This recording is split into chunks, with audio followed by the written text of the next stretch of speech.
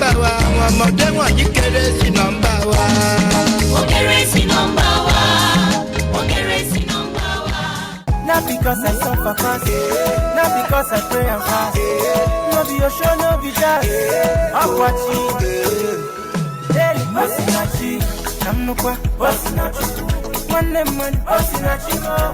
I'm watching. Daily, Osinachi. Mama, Osinachi.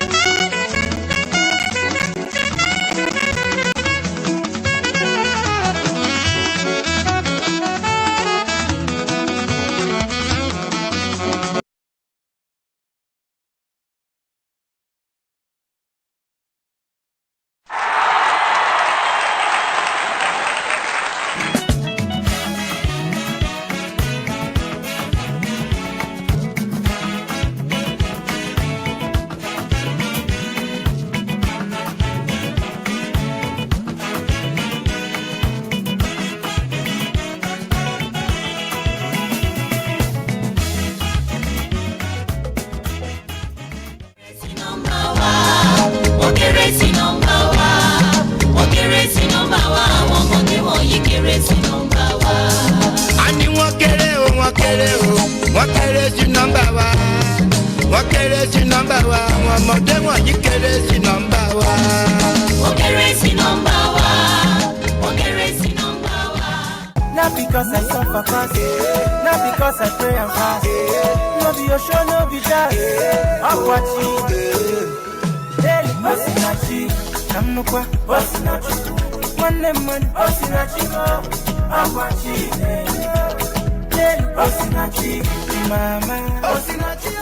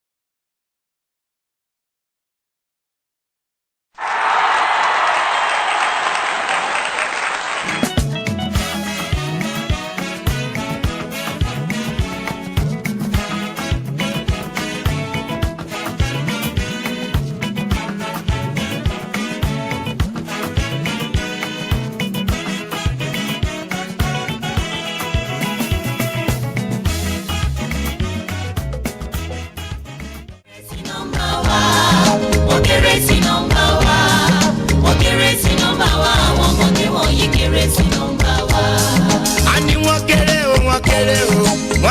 sí nọ́mbà wa. Wọ́n kéré sí nọ́mbà wa. Àwọn ọmọdé wọ̀nyí kéré sí nọ́mbà wa. Wọ́n kéré sí nọ́mbà wa. Wọ́n kéré sí nọ́mbà wa. Not because I suffer fast, not because I pray and fast. No be your show, no be jazz. I'm watching. Hey, Osinachi, Namukwa, Osinachi. One man, Osinachi, I'm watching. Hey, Osinachi, Mama, Osinachi.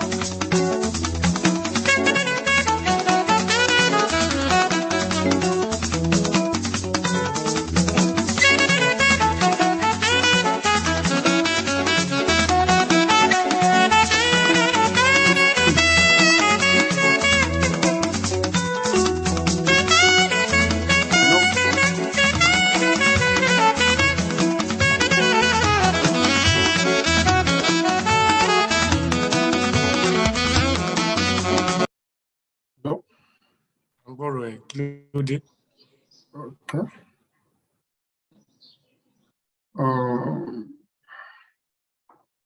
Ayodele Matthew. I can say Ayodele Matthew. Sikiru Abiona Yusuf.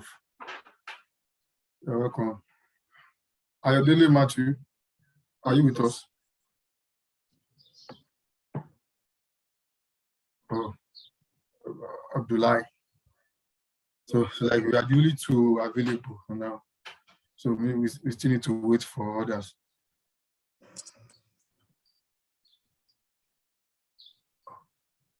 Sikiru, can you hear me?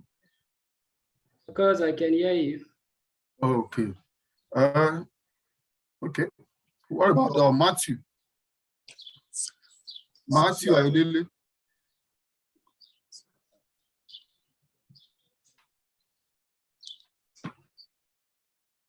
Okay.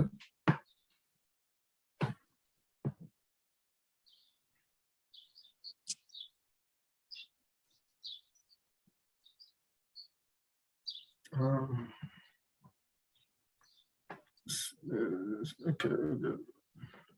It's already the time is okay. Abdullah, are you with us?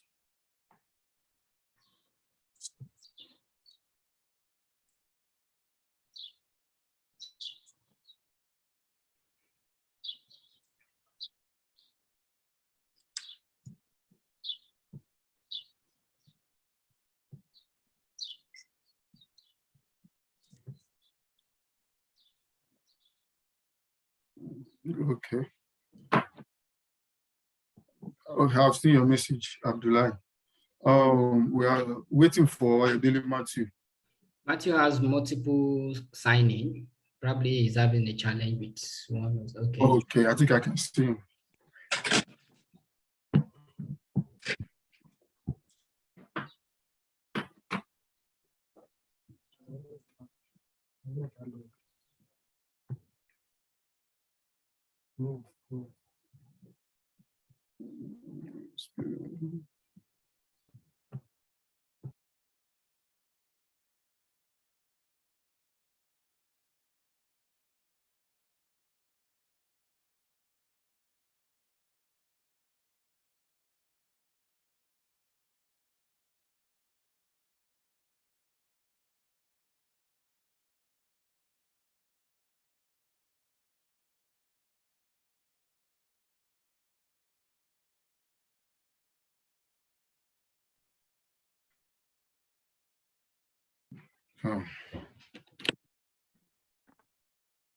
Smile, please.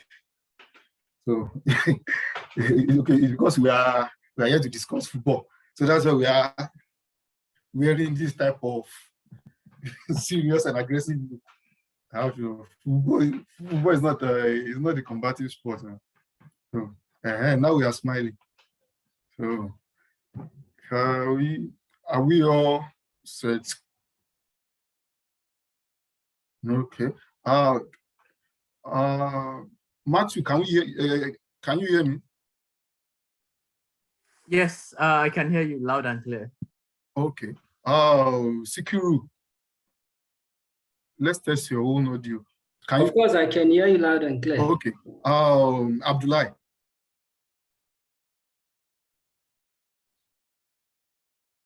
No, we can't hear you, Abdullah. I've seen your message. We can't hear you. What is happening? I think he didn't join through a panelist. Yes, panelist. Link. I don't know, because he's part of the attendees instead of being part of the panelists.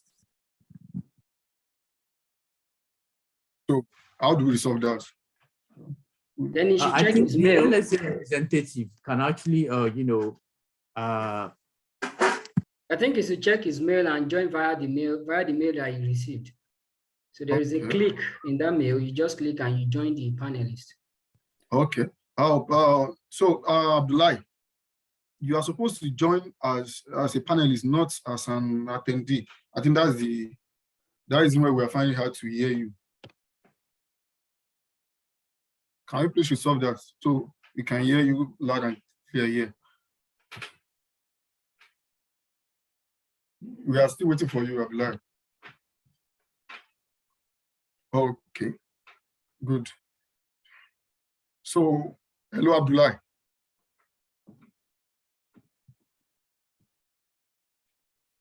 Can you hear us, Abdullah?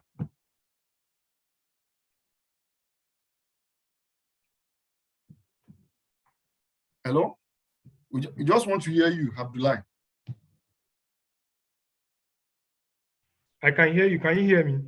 Okay, I can hear you. Perfect. So. Oh, okay. Are we set, or we're about to wait, or we are waiting for another person? Okay, Matthew.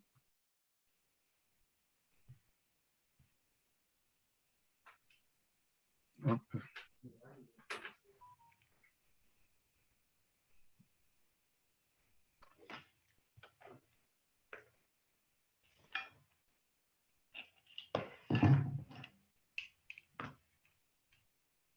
So, I apologize about that, please. Okay. Trying to move from one space to the other.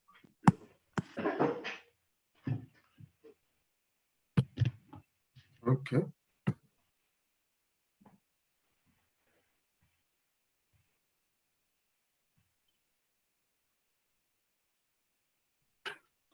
Okay. Can we? Okay. Good evening, everybody. We are here on this special panel from the ongoing LSA conference. And the title of the panel is Football in Nigeria, Past and Present. Here with me are three speakers.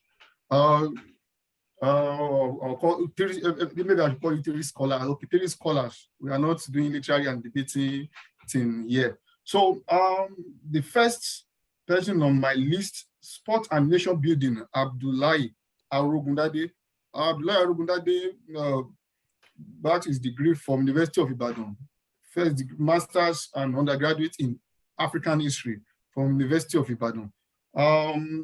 Is presenting a paper titled Sport and Nation Building, Understanding Nigeria's Intercontinental Football Games in the 1990s. And the second speaker, Ayodele Matthew, Trends in Sports Migration, Transnational Migration of Nigeria and Sportswomen, 1990-2003.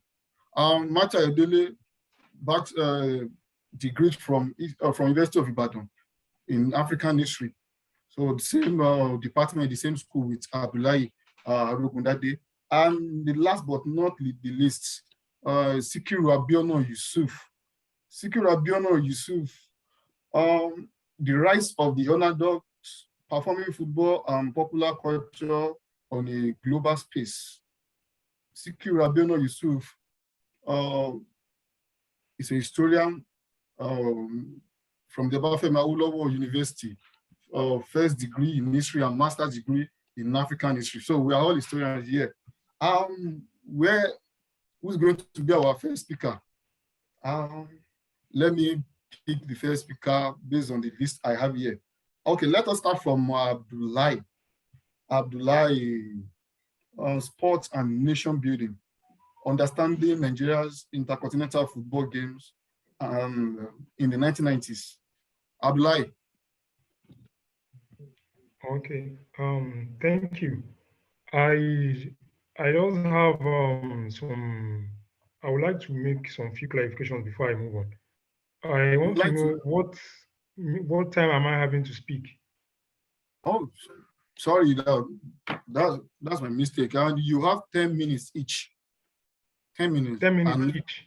Yeah. Each speaker you have 10 minutes, and so after that we entertain questions and answer. But according to the modus operandi, we should have at least 30 minutes for question and answer session. So, okay, let's start it from now. Like the first speaker, 10 minutes. So after that, we might improvise and based on what is on ground. But you have 10 minutes to speak. Same thing goes to Sikiru and Ayodele Matthew. Okay. Is that okay? As the title of my paper reads, Sports and Nation Building on Understanding Nigeria's Participation in Intercontinental Football Games in the 90s. Permit me to make some conceptual clarification on some of the keywords in the title: sports, nation building, intercontinental football games, and 1990s. Well, sports basically is an activity you do.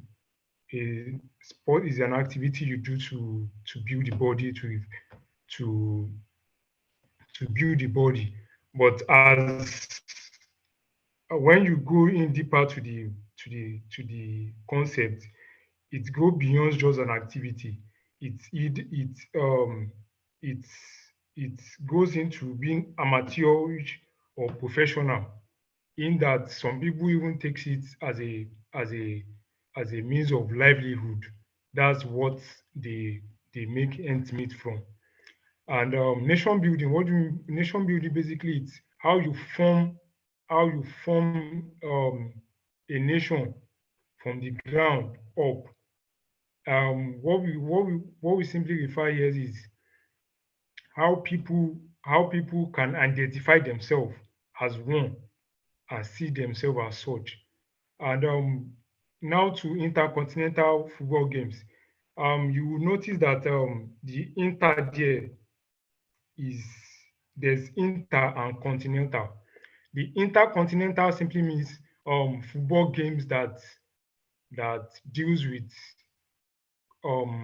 countries across continents. In this regard, we are talking about FIFA World Cups and or their undergrade competitions, and also Olympics. That's the Olympics games. And the continental football games, you are talking about all African games, and you are talking about the African Cup of Nations. And these four games I've listed, there are some they overlaps. There are some sense of overlap in them, in the sense that the games itself, that all African games, features football as an event. So the All African Games is a competition that has across all kinds of games you can think of, swimming, but football is one of it. Same also goes to Olympics. So when Olympics too has a series of sports activities, but when you have a series of activities, but football is one of those games that features in it. Now, the other two, that's FIFA World Cup and All African Games, those all African Cup of Nations or African Cup of Nations, those ones are strictly football competitions, football tournaments, so to speak. Now, to speak to my paper, I would like to take it back before the 90s. In the 1980s, Nigeria has witnessed quite a number of success when it comes to football. The first one was the African Cup of Nations in 1980s. In 1980, when Nigeria won the first um, won the first run. That was we had the first winner.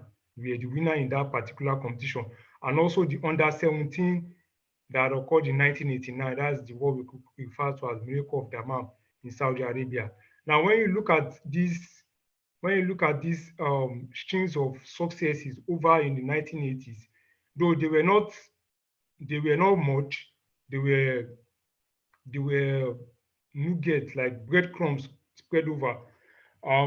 The 1990s came as as a sort of consolidation to build on those things they've done in 1980s. Now, how are we able to notice this? First, in the All African Games in Cairo, 1991, 1991 and that of Harare in 1995, Nigeria finished third place, and in the African Cup of Nations, Nigeria finished um, Nigeria finished third place in 1990 and 1992, and 94 as as second time, following the first time they had in 1980. Now, for the Olympics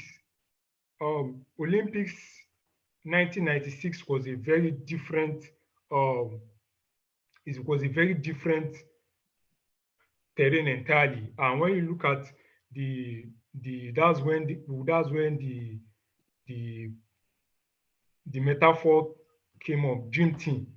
And when you look at this dream team, that we had Nigeria finish first on that football team, men's football team in the Olympic 96. And that would go a very long way in mapping Nigeria as a football game nation in the world. And moving on to FIFA Nigerian FIFA World Cup competitions. Nigerian FIFA World Cup competitions.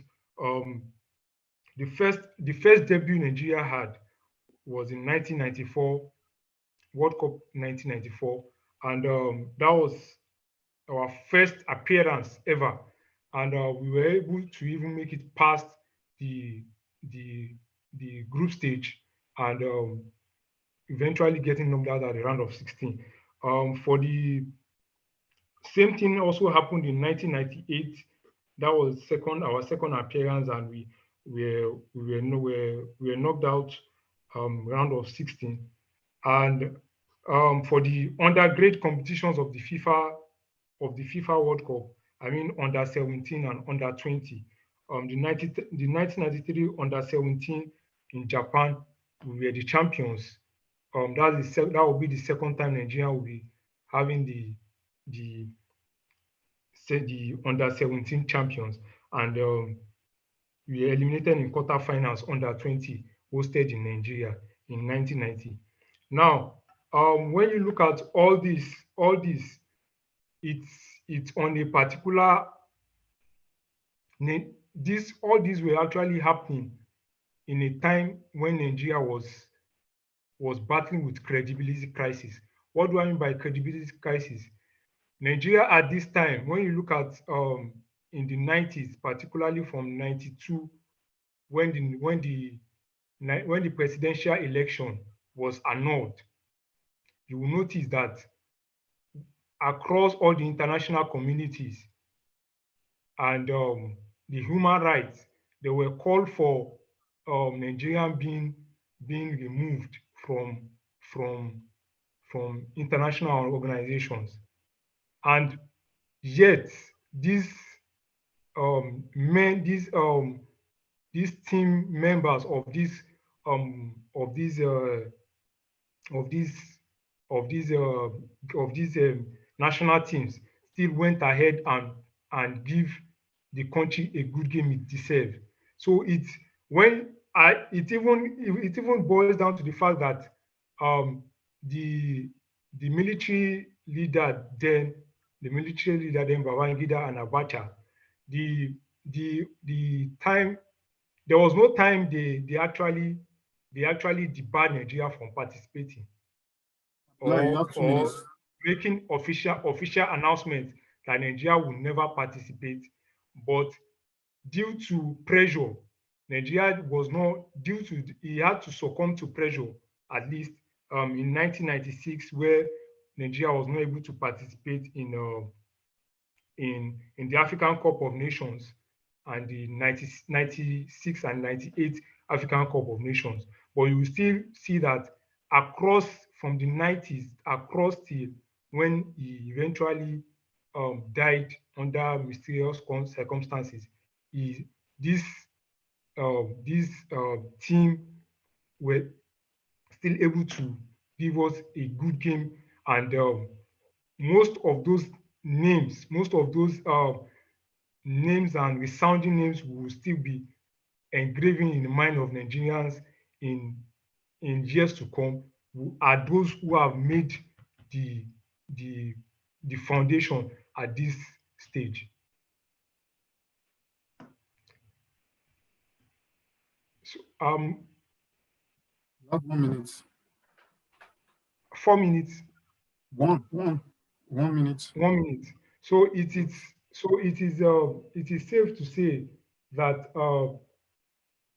that even at this time when Nigerians were having various issues with the government as regards military crisis, military junta crisis, human rights, one of those things that still kept them as a nation, when you look at archival source, when you look at newspapers, records, the radio culture then was the fact that Nigerians still had something to hope for, something to hold on to, which is football. Thank you.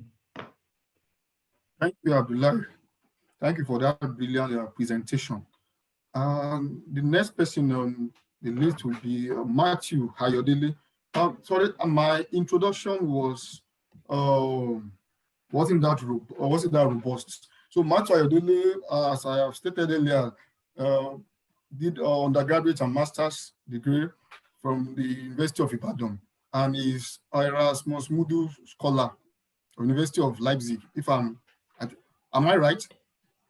So Matthew will be presenting the paper on female football in Nigeria. Matthew, you have the floor. Hello, Matthew.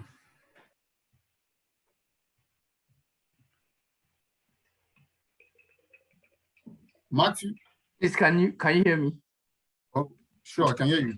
All right, thank you very much. So thank you very much, yes, for the introduction. So I'll be presenting a completed research on trends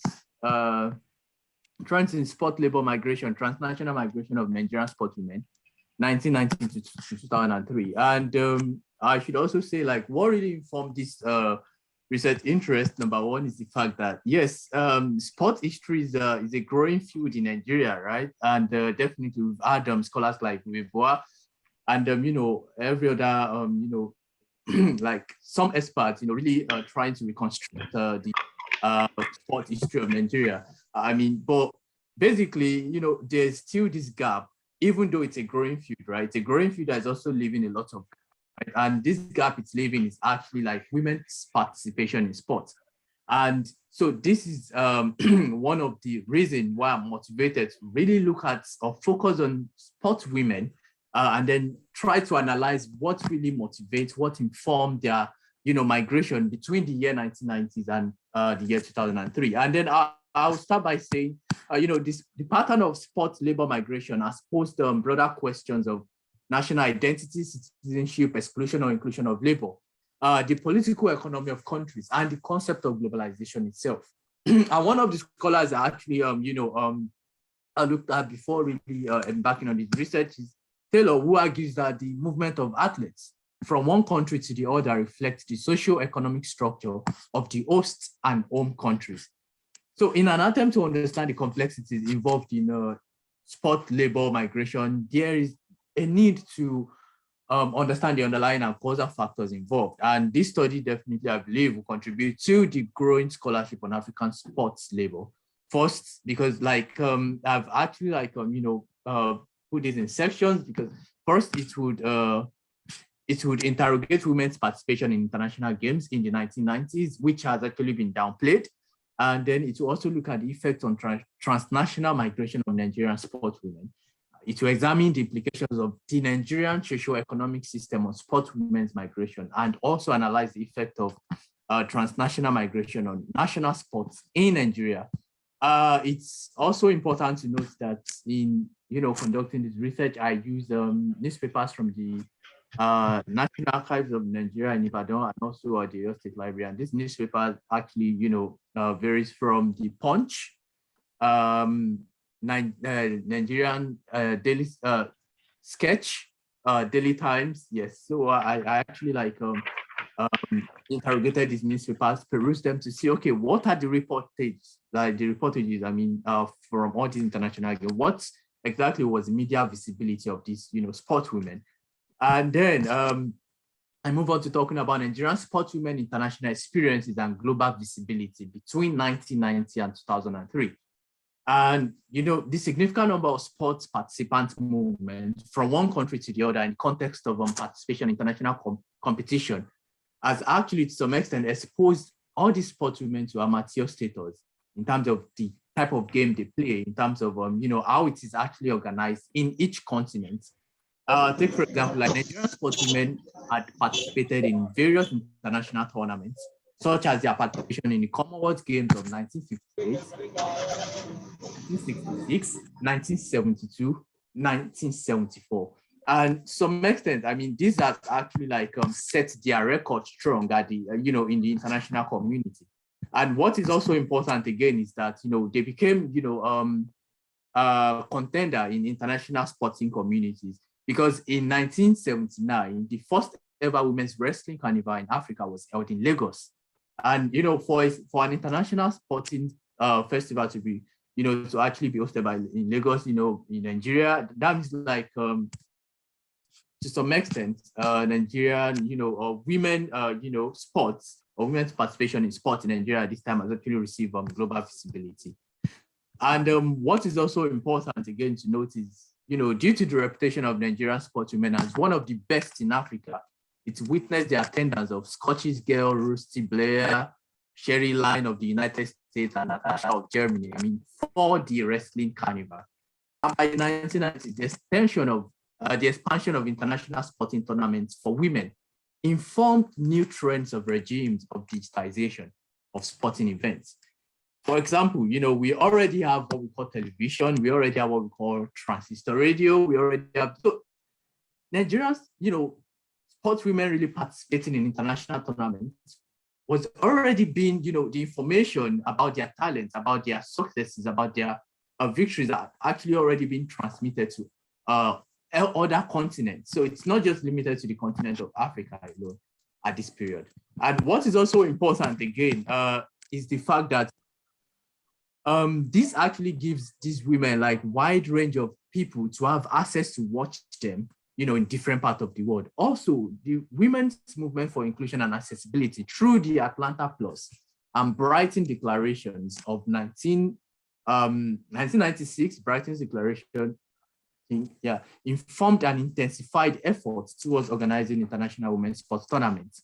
And for instance, in 1991, according to the Nigerian Tribune of January 31st, 1991, the Nigerian Football Association, under the leadership of Alhaji Yusuf Ali, the Female Challenge Corps, under the leadership of Alhaji Yusuf Ali, actually introduced what we call the Female Challenge Corps in order to enhance, support for female football in Nigeria. And also Nigerian sportswomen further reasserted their international, sporting talent through their participation in the 1996 Atlanta Olympic Games. They won the gold medal, the silver, and the bronze medal. And this, I would rather say, like, some extent, projected their talents into the international community, regardless of the, previous parts, sports they've actually participated in. This Olympic, game actually like projected their talents. And to some extent, because like we have, renowned sportswomen such as Mary Onjali, Nigeria's veteran sprinter and a bronze medalist of the 1996 Atlanta Olympic Games. And this Mary Onjali actually went on to win the All-African Games and also became a gold medalist at the 12th Mobile Track and Field Championship. Likewise, Mercy Unku also won the 100 and 200 meters gold in Europe. All this towards the 1996, 97, 98 time. And in 2000, my data, the Punch newspaper reported that barely 3 months to the start of the Sydney Olympic Games, Nigerian women athletes have started churning out record-smashing performances to announce their readiness. Vivian Chukwuemeka set national and African records and also participated in Germany and France international games with a new shot put and a pentathlon event record. Likewise, you see the likes of Dukbe Usime clocked 0.32 seconds to expert, Falilat Ogunkoya's 800 meters 2 minutes, 0.57 seconds record. Thus, my argument now is that these successes and sporting talents recorded among Nigerian women at the international scene facilitated and informed different trends of transnational migration of Nigerian sportswomen, first from Nigeria to Europe, then later from Nigeria to North America. First, it's positioned Nigerian sportswomen in the prioritized list of 30 minutes left. How many minutes, please? 3 minutes. Okay, thank you. It's positioned, it's positioned Nigerian sportswomen in the prioritized list of countries targeted for international sportswomen recruitment, especially by the Scandinavian countries such as Norway. Then second, the Sportswomen International Games experience influenced their motivation for career development and financial rewards. Lastly, the pathetic nature of Nigeria towards our sportswomen in terms of lack of support and needed facilities or incentives shaped the transnational migrations of sportswomen. And according to Williams and Chowsky, 2014, big rich nations win in women's soccer. With a case study of Norwegian's national team, it was stated that poorer nations give little or no support to their female players. And this is a justification why for Nigerian sportswomen to actually move from a country that actually, lack that necessary support and, facilities to countries that actually value their talents. Although this is also doing much damage to our national sport at this period. Because I have limited time, I won't be able to go into details, but I'll just round up by saying this. I'll round up by making this conclusion that, it is important to see that, Nigerian sportswomen transnational migration was not only dependent on the talent of Europeans, okay? It's not really dependent on countries in Europe trying to, take away talent from Africa. It's also dependent on the international tournament experiences that expose sportswomen to opportunities for professional and career development that their own country could not actually offer. Some sportswomen became conscious of opportunities to make more financial gains, 5 times higher than what they earn in Nigeria. So this is more or less the fact that this chapter, research actually reviewed that transnational migration of Nigerian sportswomen was facilitated by 3-dimensional factors. And please, permit me to make this statement, I'm sorry. First, the South to North global dichotomies of talent drain, which is ultimately related to the neo-colonial and dependency theory of expropriation of needed raw material from the global South.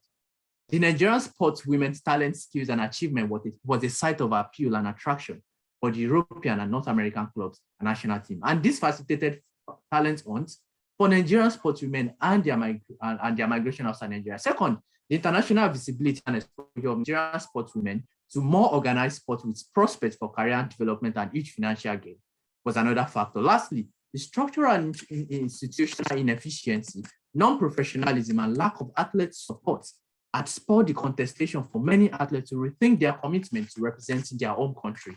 And this has been the basis for most athlete transnational migration, as they noted that the non-professionalism of Nigerian sporting institutions did not give opportunity for athletes' career or professional advancement.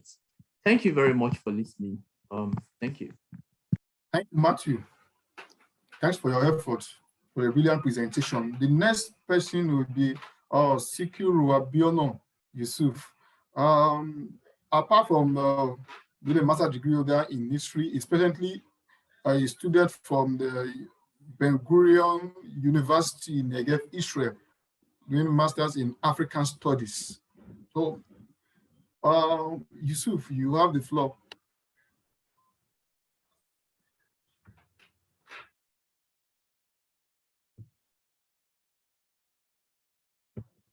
Oh, Yusuf. Sorry. So, good evening, everyone. My name is Yusuf Sikiru Abiono. I hope you can hear me right now. Can hear you. Okay, the title of my paper is The Rise of the Underdogs, Performing Football and Popular Culture on a Global Space. So the idea of my paper is to reflect on two questions. And of course, the questions are, how has music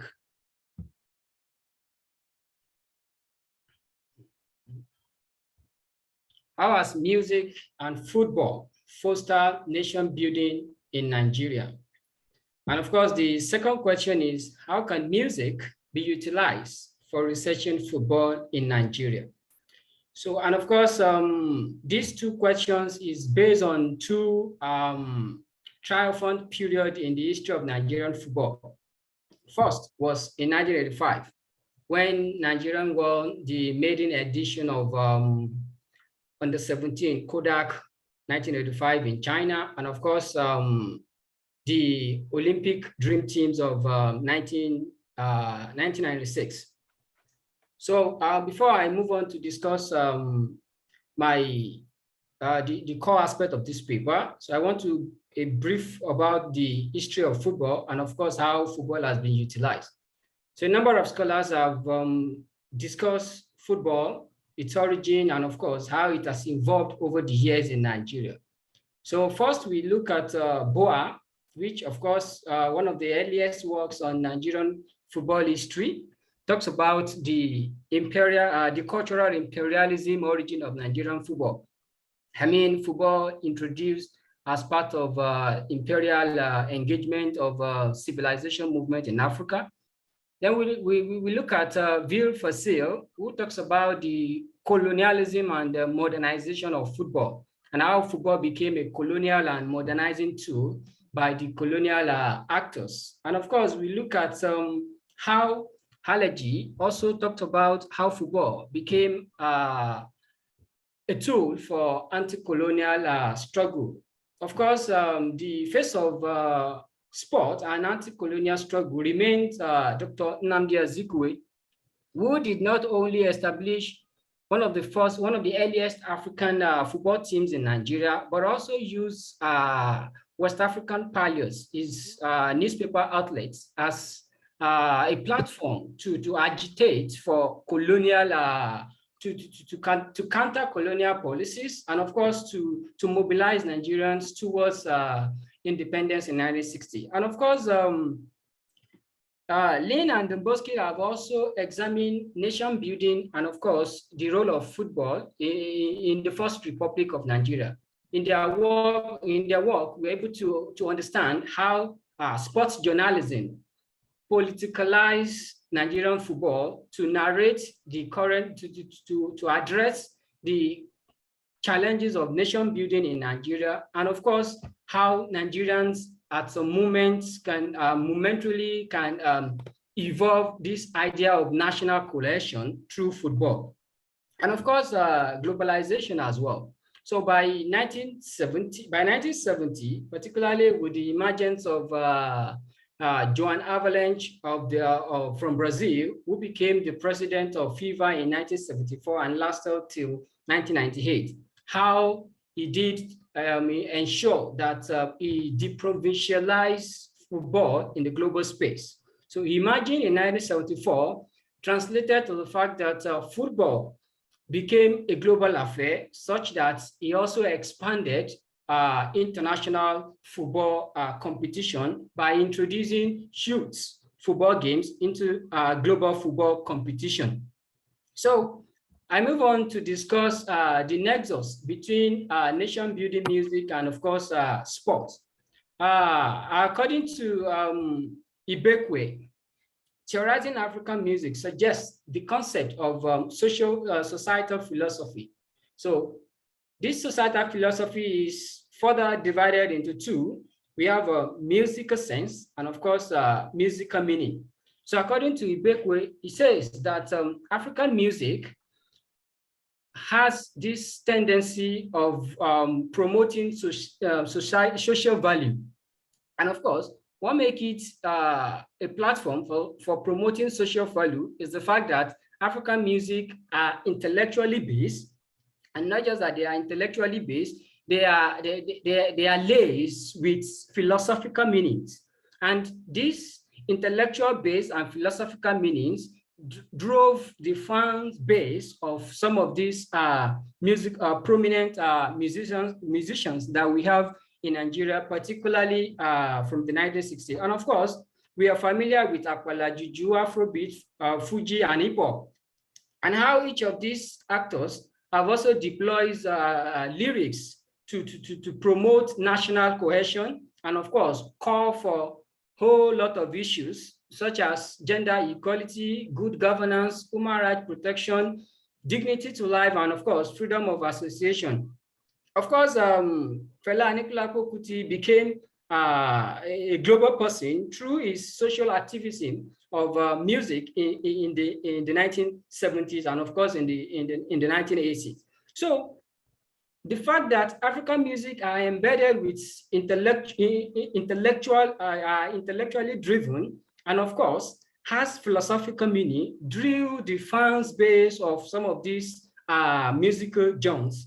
For instance, the Apala Maestro, Ayinla Omowura, has a very huge fan base because those fans believe that his music were not just only about praise singing, but of course addressing some of the social issue that is affecting an average Nigerian. So, just like music, football also has Nigerian football fans base grew tremendously after the independence, and just like the fan base grew, it also became a political tool, such that the outcome of every Nigerian games reflects the feelings of an average Nigerians.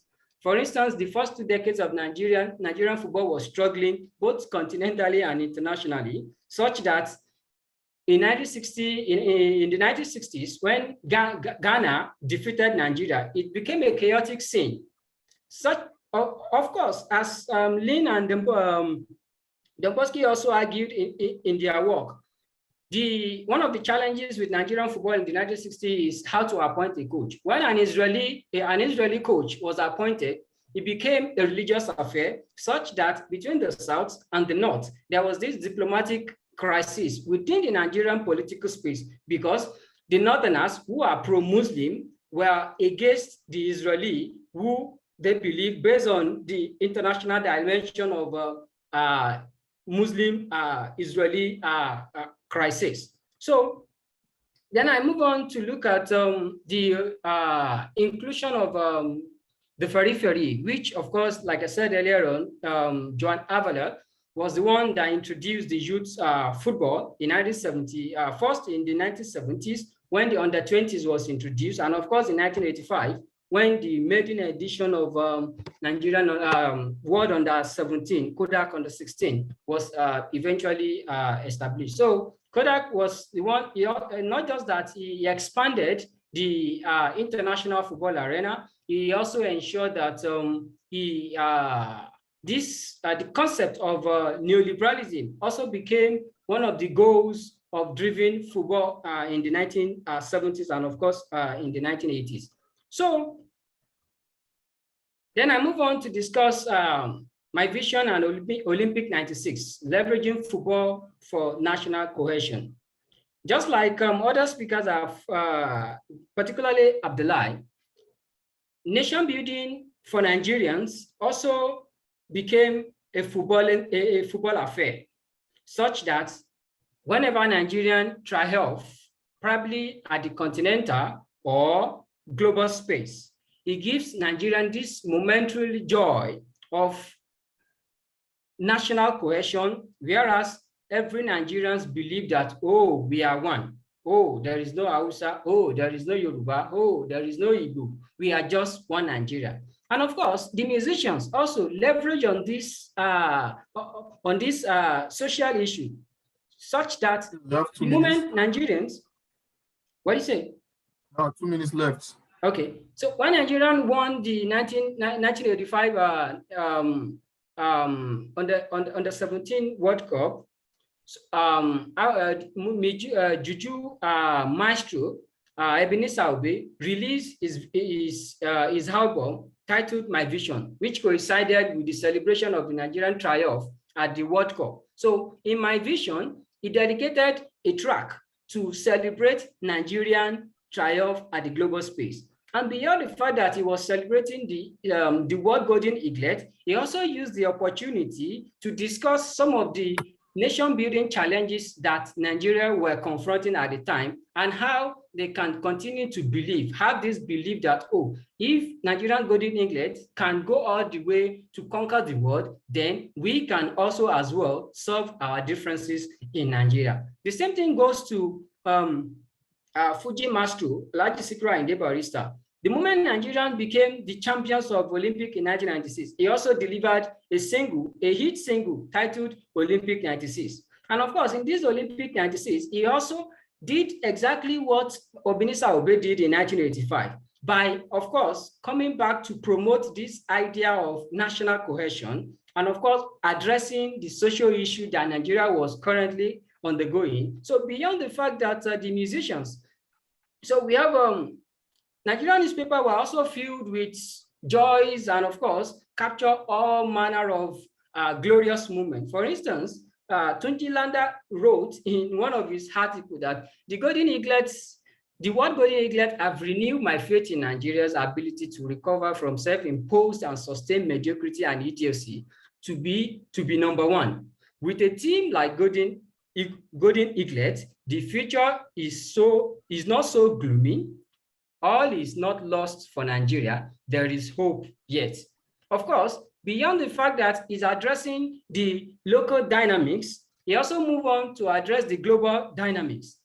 He wrote that, in fact, he linked the Nigerian triumph, particularly beating Germany at the final, to the question of partitioning Africa in 1885. And this was a coincidence because in 1985, Nigeria defeated Germany just like exactly a century after Germany led the pacification of Africa. Also in the Concord Tribune, they wrote, 1 minute. In a world where the black man has historically been looked down upon, underrated, and in fact generally regarded as incapable of high achievement by other races, the World Golden Eaglet victory has added to the growing catalogue of accomplishments that are already putting an end to that jaundice perception. He also go on to address the issue of youth at the time. He said, no less significant, however, is the import of the Baby Eagles victory on the Nigerian domestic scene. At a time when sordid display of delinquency and immorality have come to generally characterize the image of the entire nation's youth. It is at once impressive and remarkable that this group of disciplined youths have added a colorful feather to the nation's cap.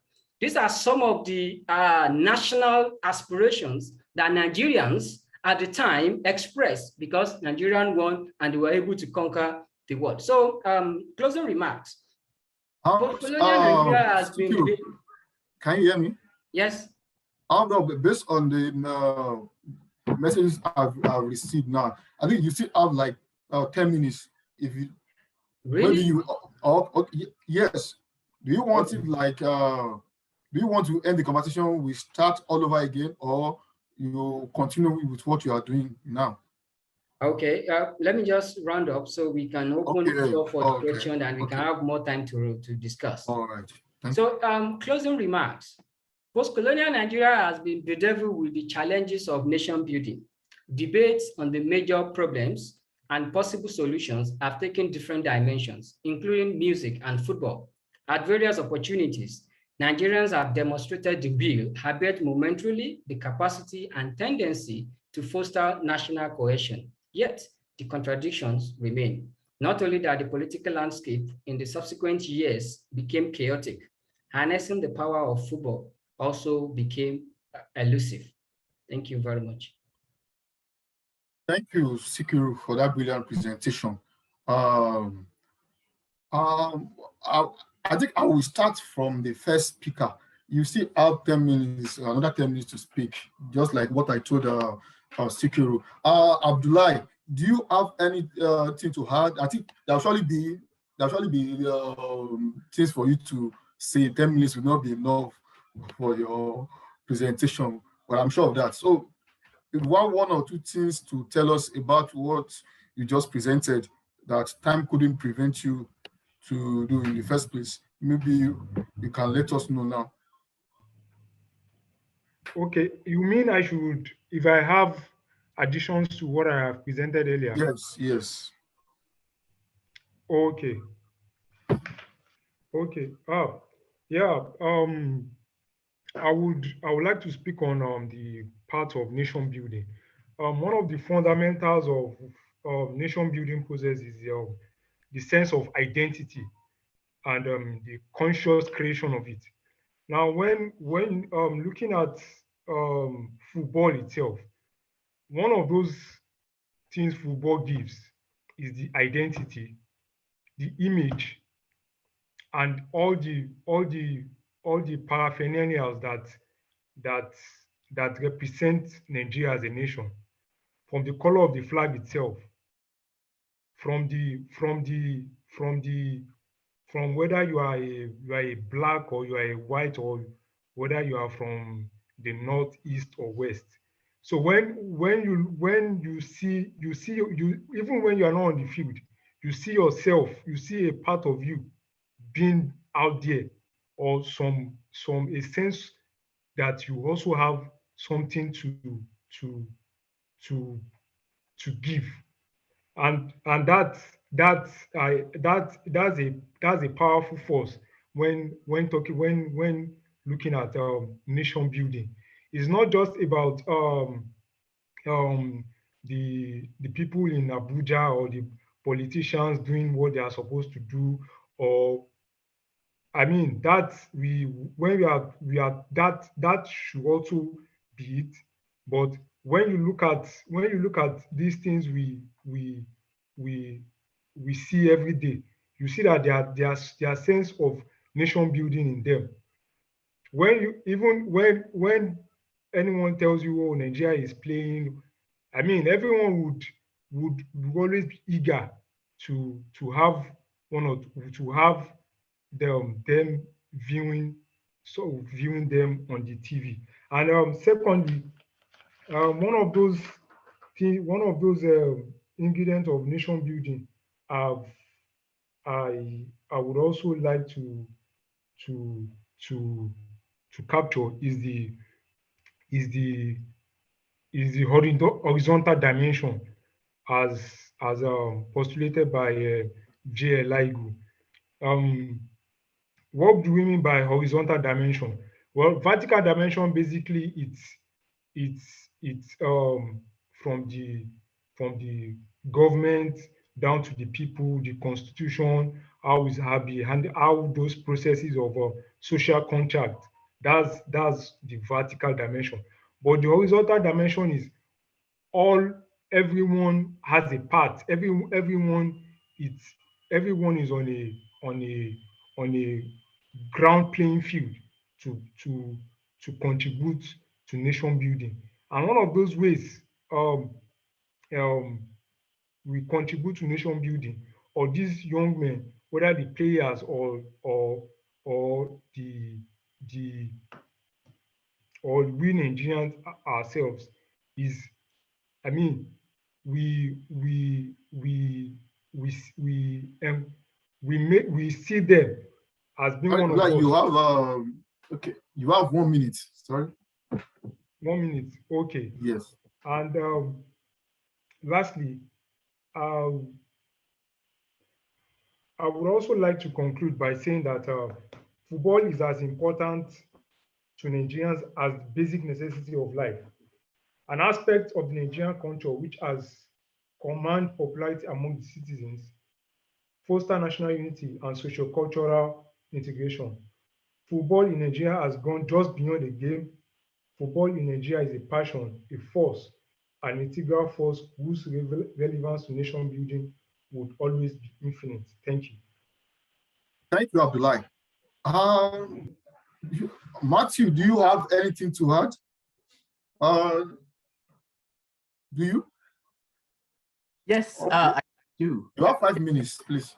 Oh, thank you. I would just like to say, yes, like I was trying to talk about talent drain and sports, women transnational migration in Nigeria before, and to some extent, I really conclude on that, and I would like to like probably reiterate some points which probably I might have missed up, or I might have missed rather.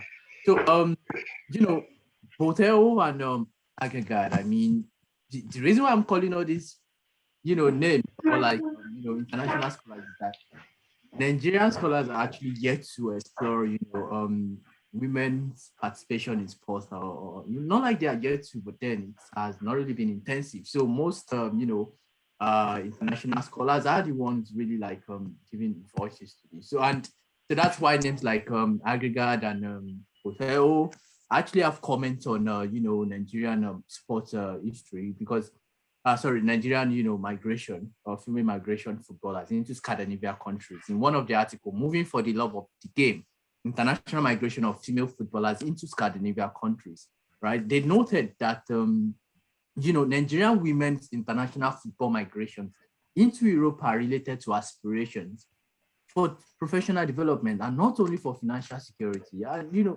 when you look at it, some extent, like their migration to Europe actually it's sport professional growth and financial reward.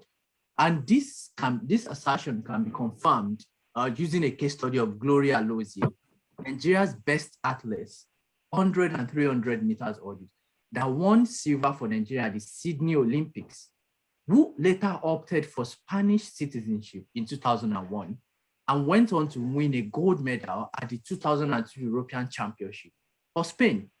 And to some extent, when I started my presentation, I said, to some extent, issue of sport labor, leads us to discuss problems of nationality identity, national identity, citizenship, and all. So this is one of these, right? And in the words of Gloria Lozio, because Agigad and Boteo, they actually did an incredible work. They were able to interview, and she stated one of the reasons for changing nationality is the need to join a Spanish club that fits her job and targeted her professional and career development. Being Spanish allowed her to compete anywhere, contrary to foreigners that have limited opportunities, or Nigerian athletes that have limited opportunities to compete or even be awarded medals. Okay, so we can see the politics of not even like we now see your own citizenship by gaining new citizenship just for professional development. So when we see this, it's not only from the Eurocentric perspective of yes, Europe actually wants to pull out talent, but then our female players also wants to leave the country. They wanted to leave the country because of lack of professional development and growth, right? And another significance of the transnational migration of sportswomen in Nigeria was evident in the Nigerian female football team, the Super Falcons, between 1998. Now, my research took a leap into 2007. You have 2 minutes. Okay, I have limited time. 2 minutes, two. Okay, all right. So the emigration of the Nigerian sportswomen took off in the early 2000s after the impressive performance of Nigerian Messi Akide for the Super Falcons in the American Professional League Women's, Championship. Because in 1998, Nigeria hosted the first African Women's Championship and won the game with an unbeaten run of 5 matches. And also the squad actually reached the quarterfinal of the FIFA Women's World Cup USA 1999 under Ismaila Mabo's coaching. Prominent among sportswomen in the Super Falcons squad were Judith Chime, Eberechi Opara, Mavis Ogun, Inkiro Kosieme, Messi Akide Udo, and Florence Omagbeni.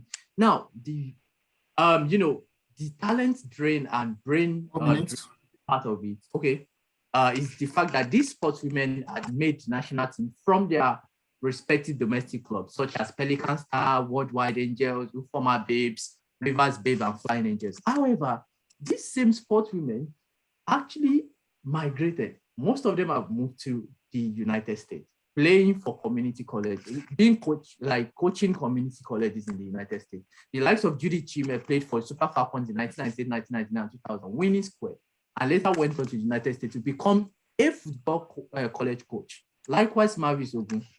So these are like the dynamics, and next I really want us to note when we're talking about sportswomen's labor migration in Nigeria to Europe and South America. Thank you. Thank you very much, Matthew. Sikiru. Thank you very much, Mr. Chairman, for the opportunity once again. So I just want to emphasize the fact that in the study of sports and football, especially in Nigeria, so what I intend to do is to see how we can also make use of unconventional sources to understand the history and, of course, the popularization and, of course, other nuances that football has created in Nigeria.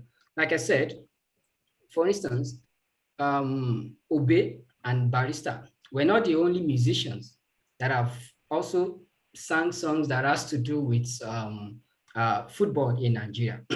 Why theirs is important is the fact that they seized the opportunity of the global glory to also came into to tap into the resources of the fans base of football in Nigeria. Of course, the Akpala Maestro, Alhaji Ayinla Omowura, in 1974, sang in one of his hits record, gave us a kind of history of challenge cup between Enugu Ranger and Mighty Jet.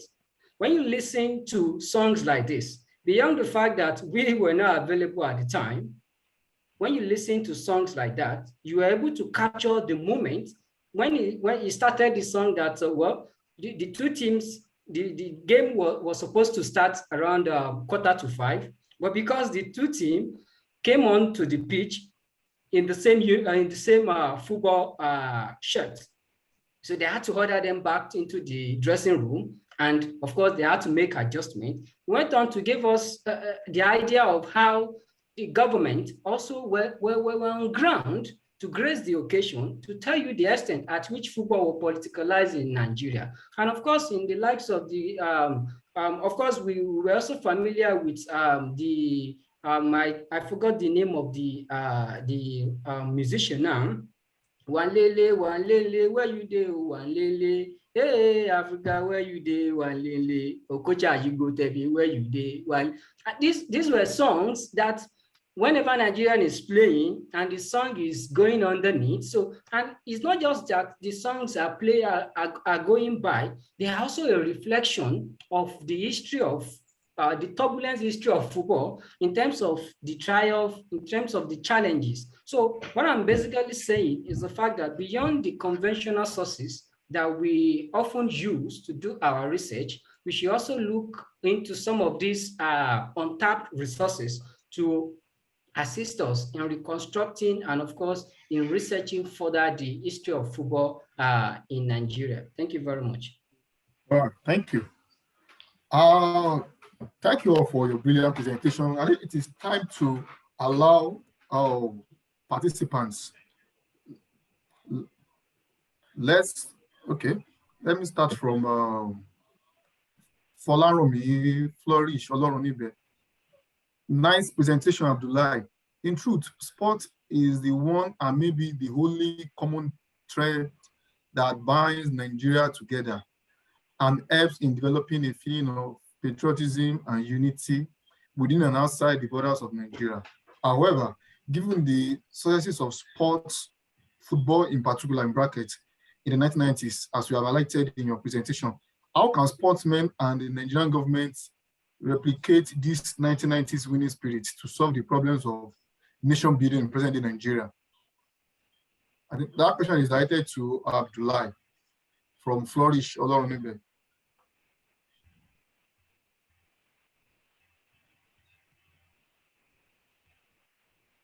Abdullahi?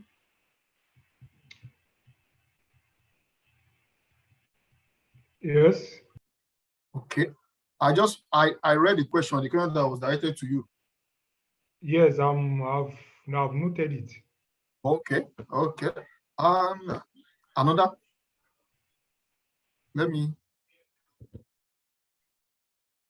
Okay. Let me move to another question. Mr. Sikiru, thank you. Don't you think there is the need to reference some non-Yoruba musicians with regards to the release of tracks to celebrate momentum achievements? From Boge Farouk. Thank you very much for that question. I think I just made mention of Ostino Milado, who sang Super Eagle Carigo. And that was, I think it's a hit song. But of course, my focus is not just on all tracks that has to do with football in Nigeria. But like I said in my paper, it's just focusing on these two important decades, 1985 and 1985 and 1996, when these two, but of course, in the entire paper, there is no way you're going to write without making allusion to other musicians that have also made mention of football or produced a song for football in Nigeria. Thank you very much. Thank you for that response. I have my own observation about sports or football as a tool of nation building. With my own observation, what I noticed that beyond the narrative of football or sports being a tool of nation building, in a positive way, I mean, there are some instances whereby Nigerian fans complain about the inclusion of some certain set of players because of their region. Example there, this certain player is not good, but it's included because it's from the north. Football, for instance, I think the only players Nigeria from the 90s to date, the only players Nigerians have shown belief in, I'll say Ahmed Musa and Garuba Lawa. Others, there is this narrative that they are part of the team because of the quota system from the north. For instance, USA 94, there was this crisis in Super Eagles camp when the coach wanted to release the final list. Coach Westhoff was confused, like, was it either to include Victor Ikpeba or Tijani Babangida? And so there was this, there were reports that the team doctors, they wanted to form injury reports that Ikpeba was injured, so as to include Tijani Babangida. So today it's still a controversial issue in Nigeria of football issue. So if we are looking at sport as a tool of nation building, at the same time, it usually emphasizes this north and south dichotomy in Nigeria history. I don't know if I'm making myself clear. And another one from Matthew. I want to ask a question. In the case of migration of female sportsmen, female footballers or female sports people, like look at the case of male footballers in Nigeria. In the 90s, something happened to Stephen Keshi. Stephen Keshi, he and other players did not report to the Super Eagles camp, and they were banned from any football related activities in Nigeria. They were not allowed to play for their own club side. So Stephen Keshi had to travel to Ivory Coast. From Ivory Coast, he moved to Anderlecht in Belgium. And so football followers in Nigeria have argued that it was that movement that triggered the mass movement of Nigerian players to Europe. Although we've had players in Europe before the time of Stephen Keshi, but it was the movement of Stephen Keshi from Nigeria to Ivory Coast, from Ivory Coast to Belgium, that triggered the mass movement of Nigerian players in the 90s. And based on your own research, did you come across any data that shows that the same thing happened to female footballers in Nigeria? Was there any trigger? So that's to Matthew. And another question, Matthew, you made an important assertion that Nigeria, nearly the year 2000, there is this upsurge in Nigeria's performances, like our female teams. So what could have led to it? I don't know. Maybe okay. And the last one goes to Abdullahi. 1980s. Do you think 1980s football in 1980s in Nigeria was like a total failure? I agree with the fact that 1990 was the peak of football in Nigeria. But 1980s, can we just dismiss 1980s as a failure in Nigeria football history? And I think I find it hard to say 1980s because it was in 1980s that we won the Under-17 World Cup, the first country to do that in China, 1985, Under-16, sorry. 1980s, we qualified for the Nations Cup finals twice or more than that, 1988 and 1986. 1980 and 1986. The same 1980s, Nigeria qualified the final stage of Under-20 World Cup in Saudi Arabia during the famous Drama Miracle. So the floor is yours. I think I've mentioned the three speakers. The floor is yours. Okay. For my presentation, I mentioned that the 1990s were consolidation of successes we recorded at the 1980s, and I only just mentioned two incidents which you also mentioned: the Dama Miracle and the Under-17 champion, the Under-17 and the first African Cup of Nations we won. Those were just two instances. I just mentioned that for me to set the context of my discussion, we need to also know what the preceding decade has been.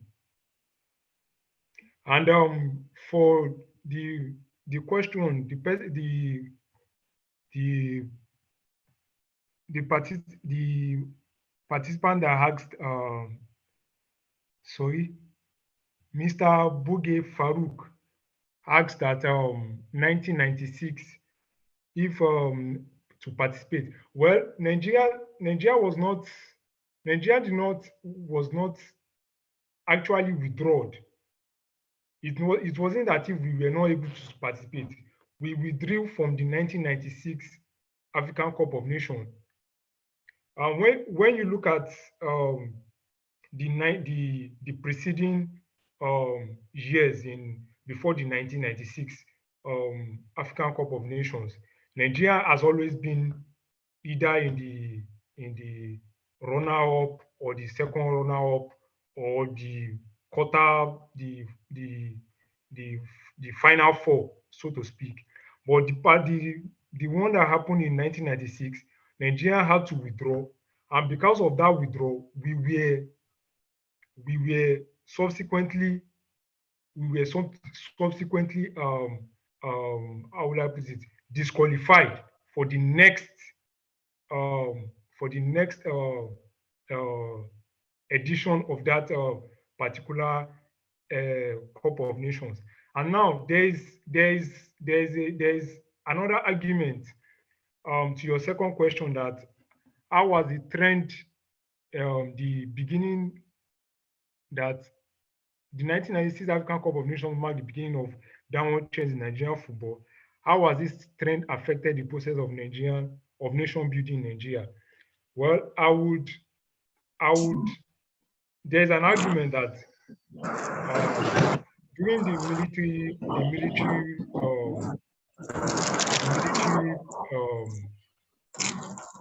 administration, there was much. I don't know how measurable that would be. Now you have 1 minute. But there was a kind of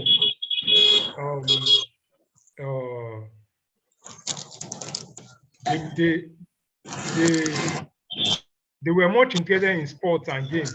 And when you look at all this, even beyond football itself, when you look at football, golf, hockey, speak of it, you see that most of these sports administrators, alongside the what they have at the military counterpart, or most of these paramilitaries, you see some of their sportsmen and sportswomen featuring in them.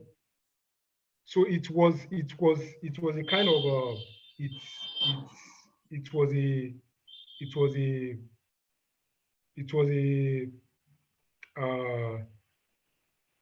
Thank you, Abdullah. Yes. Time is not on our side. I think let's hear from Ayodele Matthew. Thank you very much. So to your first question about the pattern of migration for sportsmen, for male footballers, and then what really triggered that of female football. I think I discussed that about their motivation. But then what is spectacular about this, for the female, is the fact that this period also also like coincided with the period when we had the Brighton Declaration, the Atlanta Plus, whereby there was this movement for women inclusion in sports. Now, this is another motivation on its own, right? And to some extent, specifically about, was there a particular player that really, triggered this movement? I think Messi Akide can actually be referred to as, spectacular, player that moved to the Scandinavian, country, and then not just Messi Akide alone, and then the likes of all these other players like Florence and the rest. I mean, so that's like more or less like the trend for the female players. It's more or less like, and then the fact that there was this also digitization, right? Television, radio, and being women female sports, which is quite something unique. It's also yes, their talents also got showcased in the international scene, and at that point there was this need to facilitate women's sports, like I mentioned earlier. So I think like this globalization thing, or actually more or less like helped this transnational migration of women. And then talking about also the motivation, like you have 1 minute. I mentioned that already. Then there's actually a question in the chat asked from the question and answer, this thing from Folaromi Flourish or Lauren. I don't know if the hosts, if the chair can actually see this.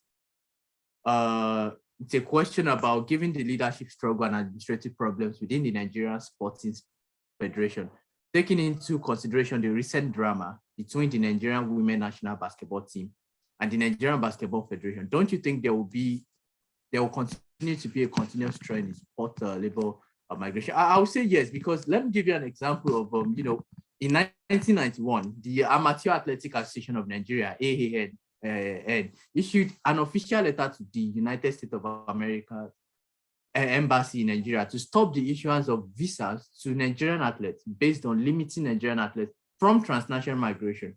The action actually led to a protest from home-based athletes, and they threatened to boycott all AANN competitions. So in response to your question, as it happened then, it was that in that letter sent by the sports women, right? Matthew, so I'm sorry, we need to take a question from others too. Like our time is fast spent.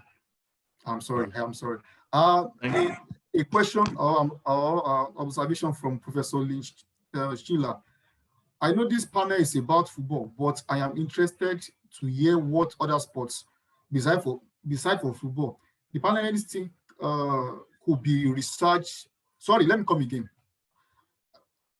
I know this panel is about football, but I am interested to hear what other sports, besides for football, the panelists think could be researched by historians of Nigeria. What other sports do we think we can do research on apart from football? Boge Farouk, table tennis is a viable one.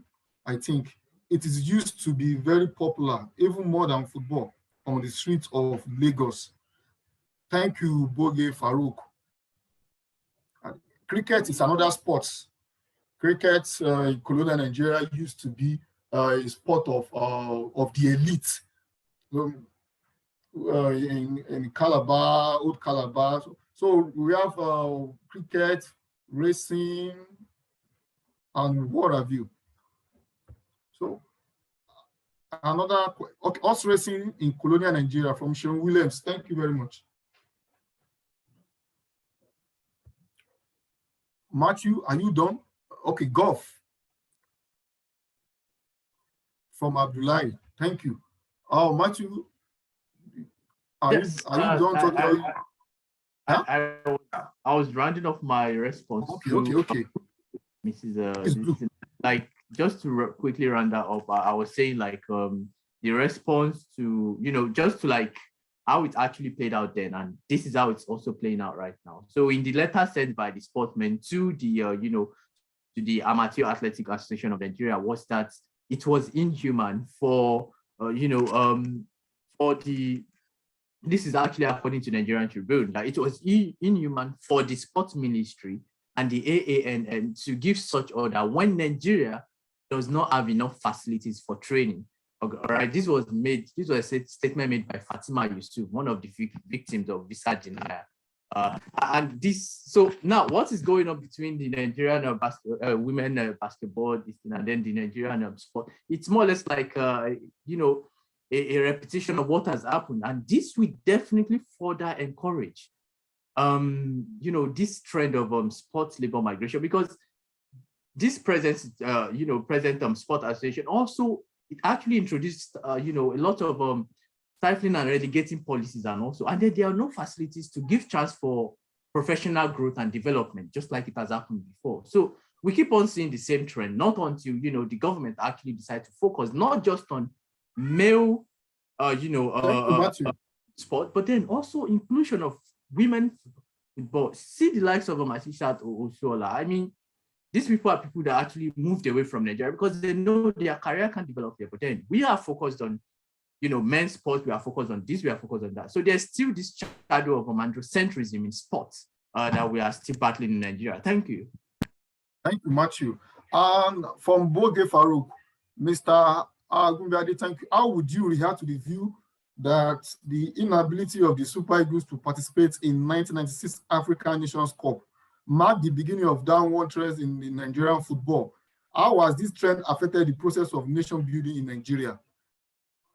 That question is directed to Abdullahi. And according to from Ejukunle to Matthew, was there a change in the trend of movement of Nigerian sports women within your period of study? Also, the US used education as a strategy to attract. That's okay. Matthew and Abdullahi. I think the first question was directed to Abdullahi and Sikiru, and the second question to Matthew. Hello, can you hear me? Okay. Okay, who is going to answer the question between Abdullah and Sikiru? Sikiru, I think will you go? Okay. On the as regards 1996 African Cup of Nations, actually we qualified for that particular tournament, but we, just like I mentioned during my presentation, the under international pressure and everything we had then, the we had to withdraw from the competition. Now, since we withdraw, we had to be disqualified for that. Our that would make it 15 slots, right? And another country was replaced. So it means that next time, that would be 98. We were not. That means we've lost that that particular competition. Now, technically, we did not. Well, that 96, we did not, it wasn't as if we did not qualify for it, we were qualified. But as regard that context I painted, that's what actually happened. Now, the downward, if that has actually um, affected the trend in football in Nigeria from that time down, well, I would say it's from after the 96 AFCON, from from down to the millennials, that was 2000, it's it has not been much of, it has been much of a mixed successes and mismanagement. Now there's an article by Segun Odegbami. Abdullah, we are running out of time, please. Just round up. There's an article by We have Segun 5 minutes to leave Odegbami this and place. in one of the Guardian, and he I'll just make a summary of what the article had to You have 10 mention. seconds, Abdullah. We have 5 minutes to leave this place. Okay.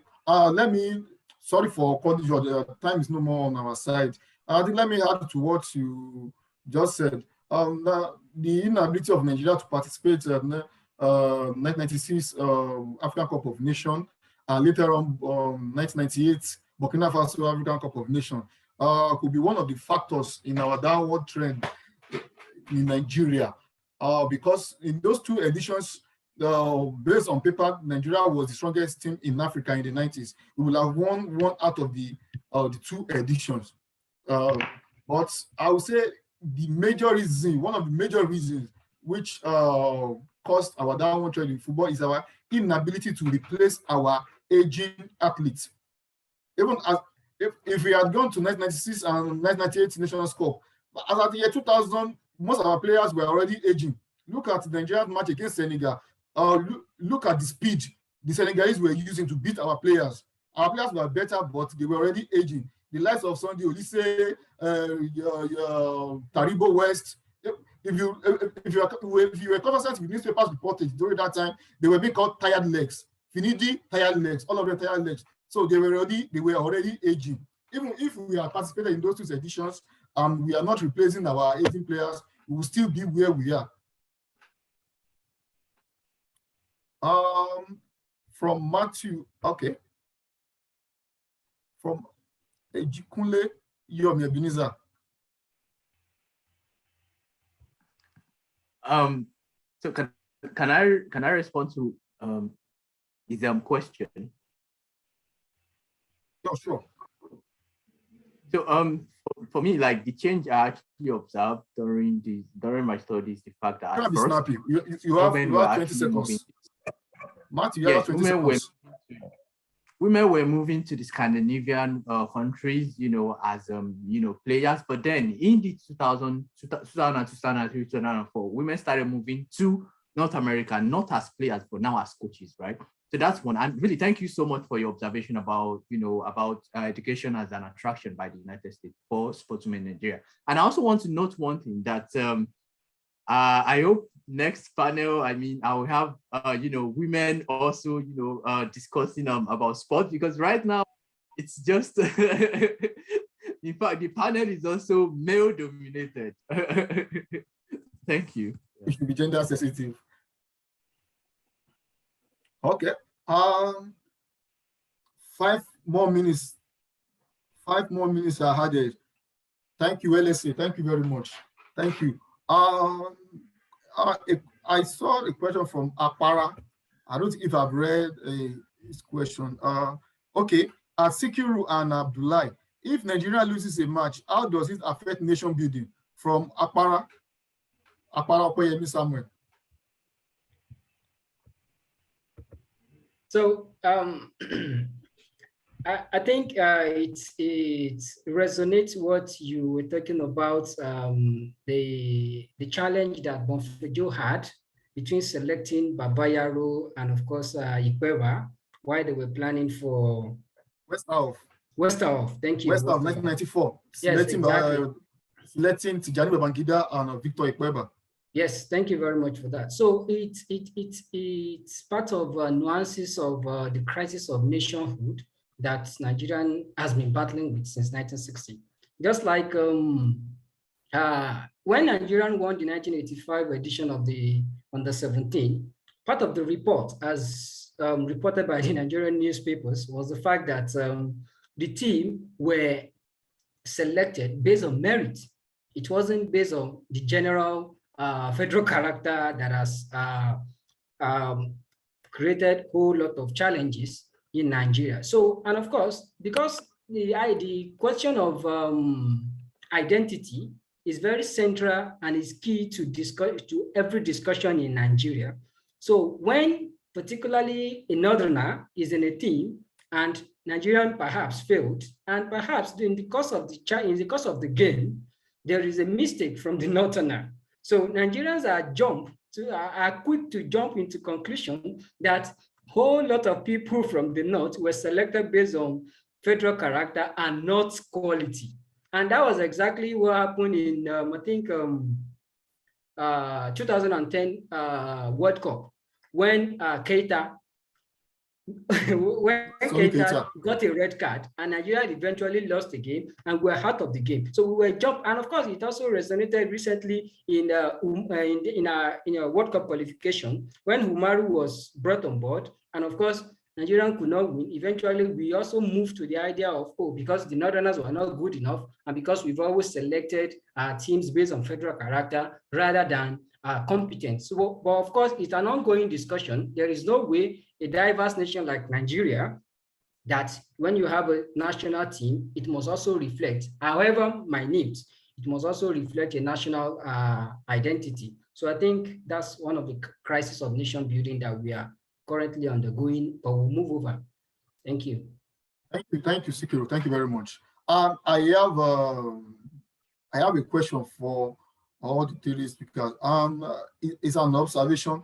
I've noticed there is a challenge in writing history, colonial football history in Nigeria, like other fields where you can have access to files, CSO from football, unless you visit or you make use of newspaper cuttings. So how do we solve that challenge?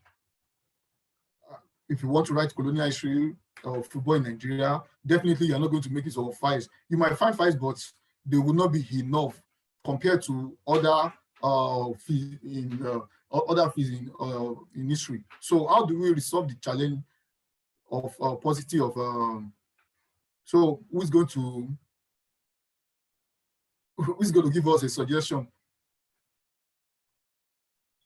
So I think the challenge is also part of the position of football during the colonial times. You understand?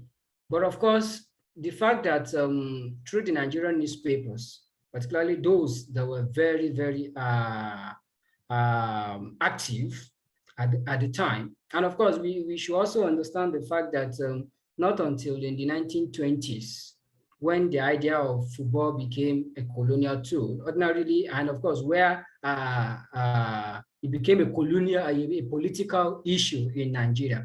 Ordinarily, it's just kind of and what scholars refer to as opiates.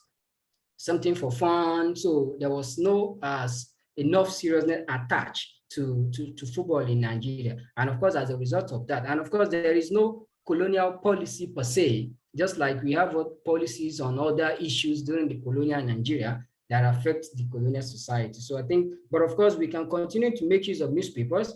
Today, newspaper is becoming a veritable tool in reconstructing African history as well. Thank you. Thank you very much.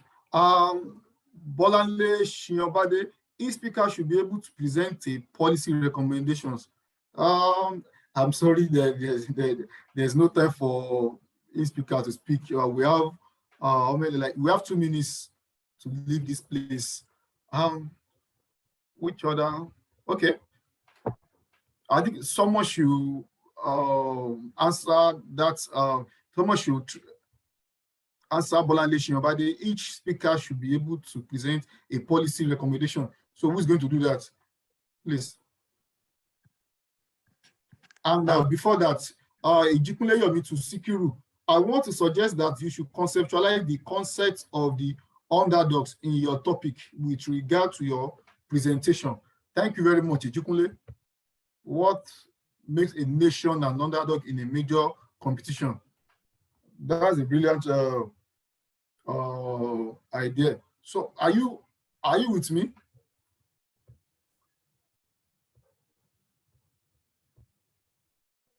Yes. Yes. We're okay. So who's going to answer Bolanle Shinyobade? Who's going to respond to? Yes, just a quick contribution to the question about sources. I mean, like, there are actually sources for sports history in the National Archives. All we need to do is just that it is not as robust as every other discussion in social history, right? And to some extent, these sources also might not really talk about how sport is related to the colonial government policies or programs, but then talks about how sport at that time was seen as a thing of leisure, and then we can actually be able to extract more information to understand the whole concept of sport during that time, and then to link it up with the post-colonial period and all. And like you rightly said, newspapers in the colonial period and post-colonial period are actually very great influence sources for writing sport history. For the colonial period, especially with African pilots, yes. And then for the post-colonial, you can look at the Nigerian sketch. And then for policy paper, in terms of women sports, I mean, for me, I would rather say, the government should really not really shift their attention, but then also focus on women's participation in sport. Because right now, it's more or less like some kind of unequal interest representation for male and female sports in Nigeria. Okay, we are more focused on, in fact, the fan base. How many people really watch Super Falcons? How many people really watch Super Eagles? Then also there's media politics.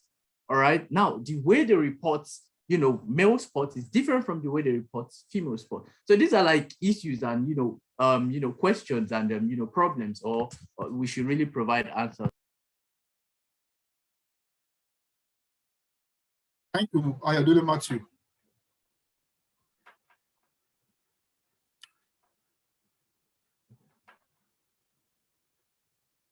Can you hear me? Hello? Yes, we can hear you. Yes, we can hear you.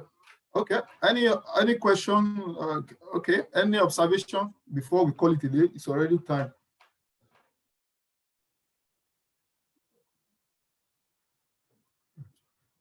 Okay. In the absence of further question, we say a big thank you to the LSA community for giving us this good opportunity to engage sports, football and sports in this conference. And I appreciate the